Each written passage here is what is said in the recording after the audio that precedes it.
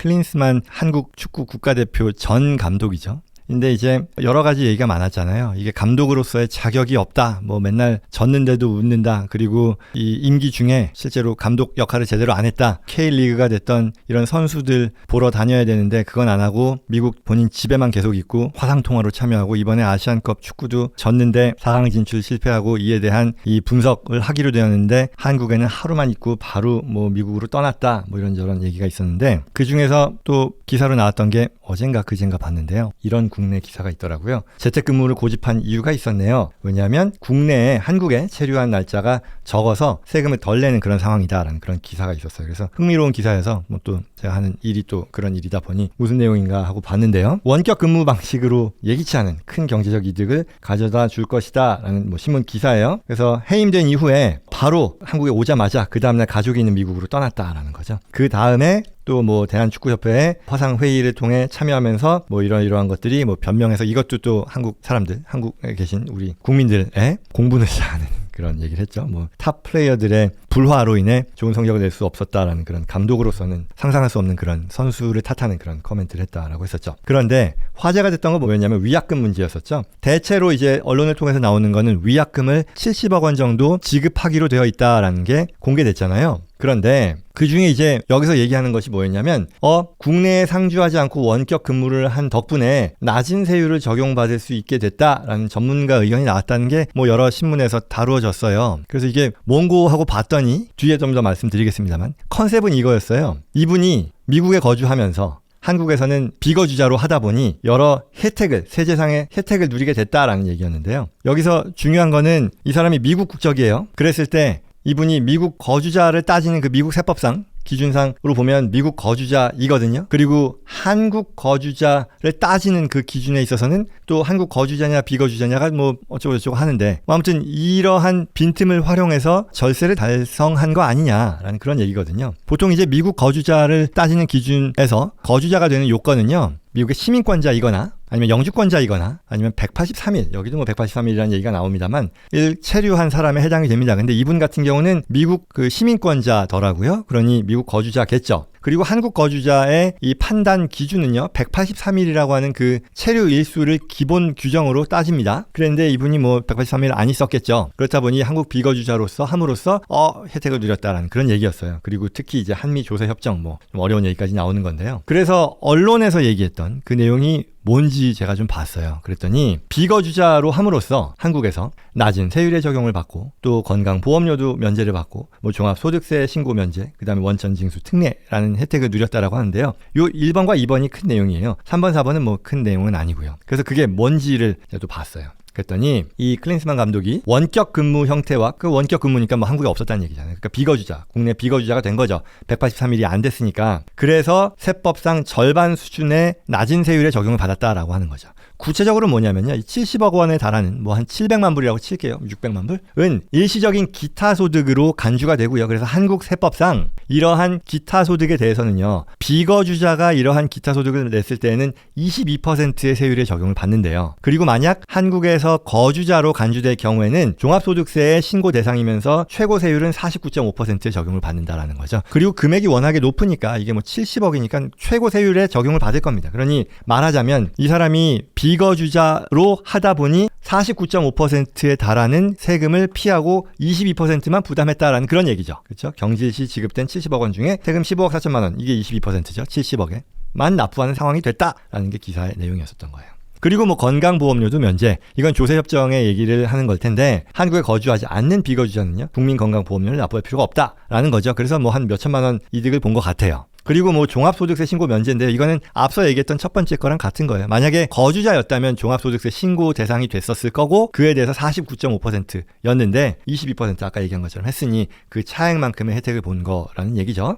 그래서 요약을 하면 이 클린스만 감독이 국내 거주자였다면 34억 원이죠. 한 49%니까 70억에. 그리고 국민건강보험료 5천여만 원을 납부했었어야 했을 거다. 그런데 비거주자였다 보니 15억 4천만 원이니까 이게 뭐 거의 한 20억 정도를 세이브했다라는 그런 얘기가 비판이었었고 또한 뭐 글쎄 뭐 비판이라면 비판 이러한 또 절세를 달성했네라고 하는 내용이었던 거죠. 그죠? 그 얘기죠. 그래서 한미조세 조약과 세법에 따라서 22%만 납부하고 나머지 금액을 송금할 수 있는 혜택을 받다라는 건데요. 제가 또 이제 하는 일이 세법을 전문으로 하고 또한 또 한국과 미국에 걸쳐서 경제 활동을 하는 이런 크로스보더의 상황에서 저희가 하는 일이 또 주된 프랙티스 에리어잖아요. 그래서 이게 정말 맞는 말인지를 좀 냉정하게 한번 따져보려고 했어요. 그래서 그 내용입니다. 꼭 그렇지만은 않다라는 건데요. 과연 그럴까? 이거든요. 이게 딴지를 거는 게 아니라 지극히 뉴트럴한 그런 객관적인 얘기예요.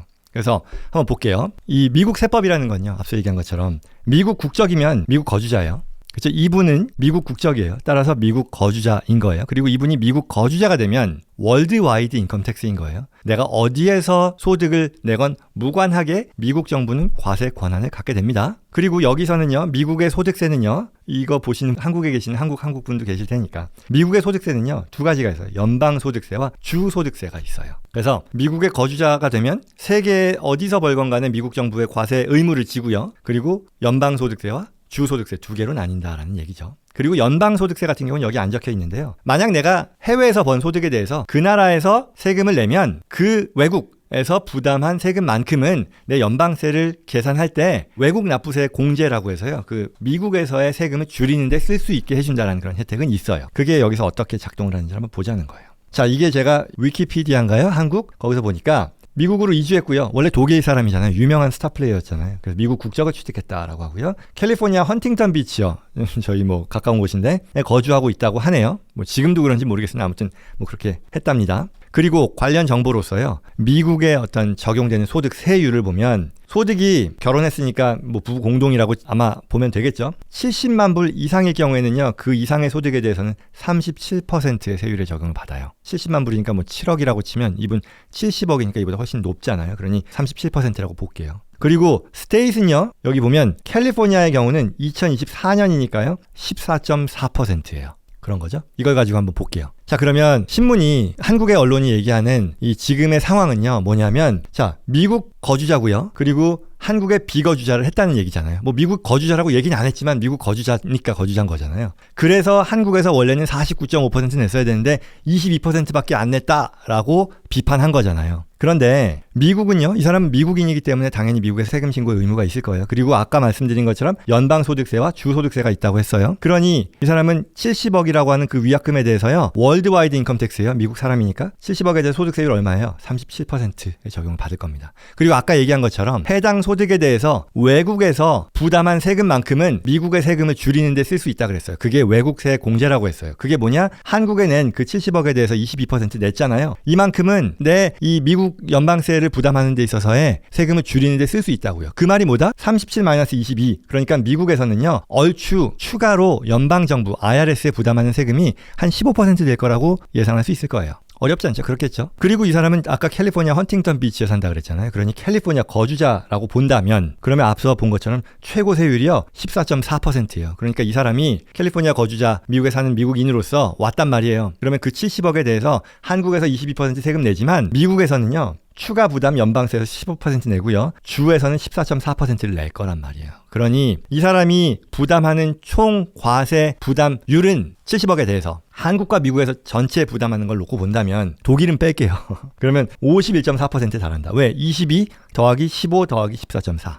그렇죠? 그런데요. 만약에 이 사람이 우리가 비판하는 거는 한국의 비거주자라는 그걸 활용함으로써 절세했다라는 거잖아요. 그럼 그렇게 안 하고 한국의 거주자로 했더라면 어떻게 됐을지 한번 보겠다는 거예요. 뭐 이게 대안이라기보다 한국의 거주자였었다면 당연히 미국 거주자예요. 왜냐하면 미국 시민이니까. 이 사람은 미국의 시민권자이기 때문에 어떠한 경우에도 미국 거주자예요. 그리고 한국 거주자로 했다면 한국에서 아까 어떻게 된다 그랬어요? 종합소득세 부담에서 49.5% 한다 그랬죠? 뭐 그럴 수 있어요. 그리고요. 미국에서는요. 연방소득세가 있잖아요. 연방소득세에 대한 해당 세율은 얼마였었냐면 37%예요. 그런데 한국에서 49%나 냈으니까 미국이 37%니 한국에 낸 게 더 많잖아요. 그러면 낼 거 없어요. 아니 한국에다 낸 거를 미국 IRS가 돌려주는 일은 없어요. 더 주는 일은 없지만 최소한 그 미국의 IRS에 부담하는 세금만큼은 다 공제하는 데 쓸 수 있어요. 그러니 IRS에 연방정부에 추가로 부담하는 건 없다는 얘기죠. 그리고요, 여기서 더 좋은 게 있어요. 뭐냐면 한국의 거주자가 된다는 얘기는요, 내가 미국인이지만 나의 거주지는 한국이다. 바꿔 말하면 나는 캘리포니아에선 거주자가 아니다라고 얘기할 수 있다는 얘기예요. 그러면 캘리포니아의 거주자가 아니라고 하면 캘리포니아는요, 캘리포니아에 원천이 있지 않은 다른 나라에 또는 다른 지역에 있는 소득에 대해서는 과세할 권한이 없어요. 어려운 얘기가 아니라 클린스만 감독이 한국의 거주자였다라고 하면 캘리포니아는 주소득세를 70억에 대해서 부담을 못한다는 얘기니까 0%죠. 그러면 어떻게 되느냐? 49.5%만을 부담하게 된다라는 결론이 되죠. 그러니 냉정하게 보면 이 클린스만 감독이 한국의 거주자로 했다 한들 안에서 부담하는 51.4%보다 더 낮은 상황이 되네? 라는 결론이 되더라. 그러니 국민적인 공부는 이해하겠으나 실질적인 이 어떤 과세 결과를 놓고 봤을 때 꼭 그렇게 우리가 판단할 또는 뭐 이렇게 비판할 그런 상황은 아닐 수도 있겠다라고 했고요. 또 이제 제가 하는 일이 또 텍스 플래닝이다 보니 그렇다면 더 좋은 방법도 있었을까? 라는 것을 그냥 한번 생각을 해봤어요. 뭐냐면 두 번째, 만약에 이분이요 한국에 가면서 본인의 주 거주지를 다른 데로 옮겼다라고 치는 거예요. 미국 거주자이면서 당연히 한국에서도 얼마 안 거주했으니 한국에서의 비거주자는 그대로 유지하지만 만약에 내가 본인이 캘리포니아가 아니라 어차피 지금 한국에 장기로 출장을 간 거지 않습니까? 그리고 이 계약 자체가 오랜 기간 동안에 약속되어 있었던 계약이기 때문에 캘리포니아에서 그 전에 살고 있었다 하더라도요, 이러한 근로계약의 이유로 타주로 떠났을 때 캘리포니아는 그 해당 개인에 대해서 당신 캘리포니아 거주자야? 라고 클레임하지 않겠다라는 그런 약속의 규정이 있어요. 그래서 클린스만 감독은 한국에 갈 때 충분히 캘리포니아의 비거주자라는 것을 선언하고 선택하고 갈 수 있거든요. 그래서 예컨대 네바다 또는 플로리다로 본인의 주 거주지를 옮겼거나 아니면 뭐 독일? 제가 독일 세법까지는 모르다 보니 아무튼 타주 거주자로서 본인의 스테이러스를 만들었다면 그럼 어떻게 됐을까요? 한국은 여전히 비거주자로서 22%를 했겠죠. 그리고 미국에서는요 똑같아요. 미국 연방소득세 차원에서는요 거주자니까요 37% 적용되고요, 외국세액 공제에 활용하면 15%를 추가로 부담하게 될 거예요. 그런데 캘리포니아에서 비거주자라 그랬죠. 그리고 뭐 네바다나 플로리다와 같은 주소득세가 없는 그 주의 거주자로 만들 수 있다 그랬죠. 이게 캘리포니아 같은 경우 굉장히 주소득세가 높고 주가 엄격한 규정을 적용하기 때문에 원래 거주자였던 사람이 비거주자가 되는 게 쉽지 않아요. 그렇지만 캘리포니아의 어떤 법에 따라 내가 근로활동의 계약으로 인해 캘리포니아 지역을 비우는 기간이 1년 반 이상 된다라고 판단이 되고 그게 서류로서 계약으로서 증명이 되면 문제 삼지 않겠다. 당신 비거주자인 거 인정하겠다라는 그런 법이 있거든요. 그걸 이제 세이프 하버 룰이라고 하는데 그걸 활용함으로써 캘리포니아 비거주자를 만들 수 있었을 것이고 그렇게 되면 캘리포니아에 부담한 세금은 없었을 것이다. 결국 그 말은 이 사람이 제대로 플래닝을 했다면 37%로 줄였을 수 있겠다라는 얘기죠. 그러면 지금 상황에서 51.4%를 부담했는데 37%라고 하면 굉장히 큰 차이죠. 한 15% 정도 차이가 나는 거니까 70에 대한 15%면 거의 한 10억 정도 되는 거죠. 100만 불에 달하는 그런 차이를 가져올 수도 있었겠다라는 생각을 하게 됐다는 거죠. 사소한 신문기사, 뭐 재미있는 최근에 이제 굉장히 많이 회자된 인물을 대상으로 한 그냥 생각이었어요. 그래서 결론은 뭐냐면 이게 뉴트럴하게 보면 객관적으로 봤을 때 이게 정말 맞는 기사냐라는 것을 따져볼 수도 있다는 것이고요. 또한 더 중요한 결론은요. 제가 얘기하는 것은 결국 이러한 여러 나라에서 한국과 미국에 걸쳐서 또 여러 주에서 경제활동을 할 수 있다 하는 그런 경우라면 텍스 플래닝이 가져다주는 효용은 굉장히 커질 수 있다는 것을 보여주는 사례였다라고 정리하겠습니다.